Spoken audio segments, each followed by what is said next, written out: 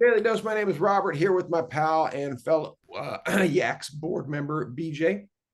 We're talking Hello. about talking about a therapy that BJ is going to be taking part in a clinical trial here over. Is it? You said 5 sessions? Is that right? Yes. And So, it's ultrasound. Go ahead. yes, it's a study being done at LSU, Mhm. neurophysiology lab. I believe that's it. We could use that word in our next spelling game. But uh, there's a doctor who did uh, earlier in the year. They did short sessions of directed ultrasound to try to energize the area of the brain where dopamine is produced. And there's a lot of visual and audible little tests that you do before and after the directed ultrasound. Well, they've gotten into their second phase, and now they're doing longer periods of directed stimulation. And what's really cool is my wife, Kelly, she was a control subject for this. So she's getting to see what it's like to volunteer for a study. So it's really cool. Now, do you know in this clinical design that you are getting it, or is it possible you could be getting a sham? No, they use the control subjects in a way to where they're you know the non-Parkinson's person. So To guarantee I that don't you get think the treatment. yeah, I don't think they split up the Parkinson's patients into directed and non. It's yeah, there are trials that do that. And in fact, I was involved with one, and there's some ethical debate about recruiting people, and maybe they don't know they're getting a placebo, right? And is that not ethically? I mean, hopefully they do a cross design that allows for maybe you're getting a placebo here, and then you're getting the intervention here, and you just don't know when. All sorts of blinding reasons as to why you do that sort of thing. What are your expectations going in? What do you think So you could do? my personal expectation is that whenever it's my time and I've advanced in Parkinson's enough to consider deep brain stimulation, I hope there is something non-intrusive that is an alternative. I've seen a lot of people, and the majority of people have great success with DBS, but it's still brain surgery, and there's a lot of risks with that, even though they have little machines that can get you within a tenth of a millimeter where it needs to go in your brain. But I would like to see something that's outside stimulation, if that's possible. To me, it would also get over the cost of DBS, because it was something that would make it more accessible to people, and especially worldwide in areas where they don't have the medical system that we do. Let's just say it's a cap, and you energize the cap and it directs it to that area of the brain.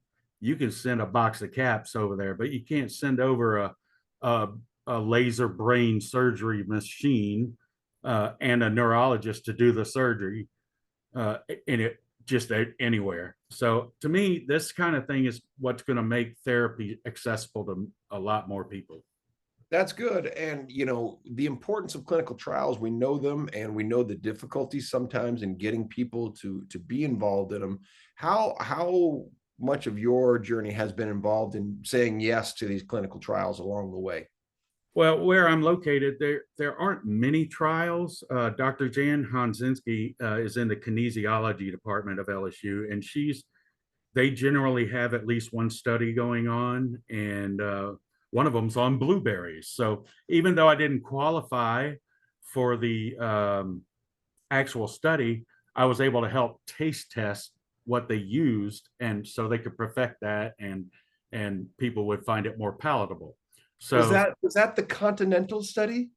oh yes, I don't mind if I do. Yes, um, they stirred it up, and I took a sip, and I either went "Ooh," or so uh, I helped them set up the study, even though I wasn't able to participate because of the exclusionaries. But Yeah.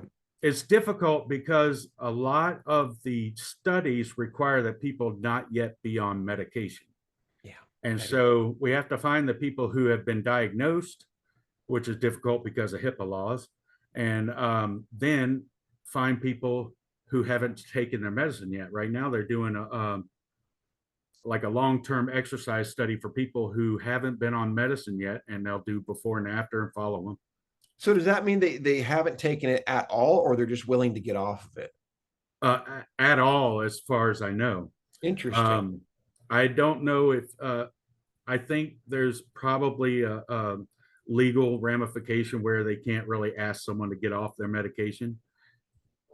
I Yeah, don't know. I've been involved in studies that have, but okay. I don't know. They weren't my studies. I was just an assistant. Yeah.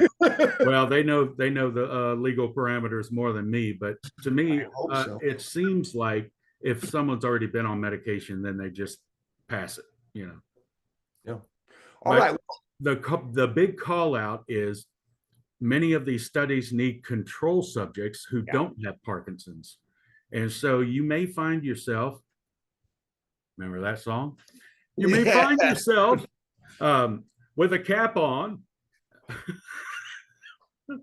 Once but they need control subjects at every age level. And it's hard to get people to volunteer for a unpaid study that requires them to be there several hours, but it's just as important for them to participate as the people with Parkinson's to participate. Yeah. So Well, let's that, set the baseline as we wrap this because we're at time. So you're going to go get this ultrasound treatment. This is treatment one today. yes, And how many do you expect over what period of time treatments? I believe it's 5 sessions, and they have to be uh, at least a week apart. So I can do it in 5 weeks in a row, but I'm traveling. But I want to spread them out a little bit. Good. So let's check back in after each one, and let's talk about the effect and maybe what you heard, what you learned, so that other people who are interested in both this therapy and clinical trials in general can use this as a jumping off point. This will be a series right here on your daily dose. That's right. All right. Boom. Boom to you. See you soon. Be well. All right.